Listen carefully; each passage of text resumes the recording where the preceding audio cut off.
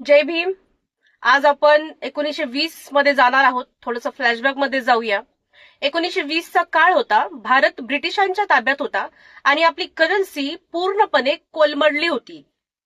महागाई वाढली होती आणि रुपयाची व्हॅल्यू रोज बदलत होती. तेव्हा लंडनमध्ये बसून एक तरुण भारतीय विद्वान यावर रिसर्च करत होता. तुम्ही गुगल पे करा किंवा खिशातून 100ची नोट काढा, त्यावर एका संस्थेचं नाव असतं, भारतीय रिझर्व्ह बँक.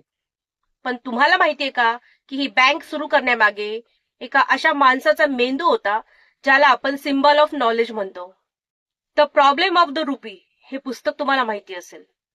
या पुस्तकात बाबासाहेबांनी स्पष्ट सांगितलं, जोपर्यंत भारताकडे एक स्वतःची सेंट्रल बँक नसेल तोपर्यंत आपला रुपया कधीच स्थिर होणार नाही.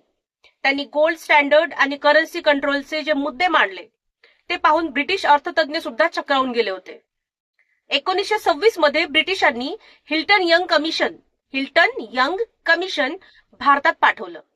त्यांचा उद्देश काय होता तर भारतासाठी एक बँक बनवणं.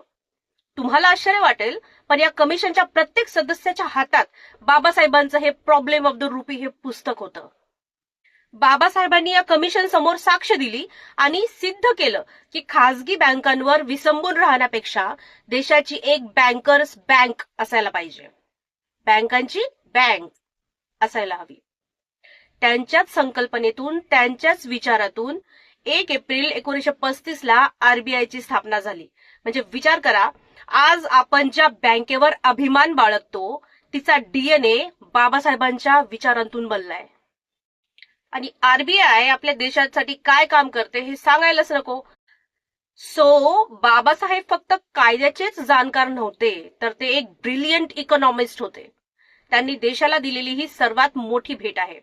आज जेव्हा आपण आरबीआयचे यश पाहतो तेव्हा त्यामागे या बाबासाहेबांच्या दूरदृष्टीला सलाम केलाच पाहिजे. ही माहिती तुमच्या मित्रांना शेअर करून नक्की सांगा की आपला इतिहास किती पॉवरफुल आहे. कमेंट्स मध्ये सांगा, तुम्हाला बाबासाहेबांबद्दलची ही गोष्ट आधी माहित होती का? भेटूया पुढच्या व्हिडिओमध्ये. तोपर्यंत stay curious, stay smart, peace out. जय भीम.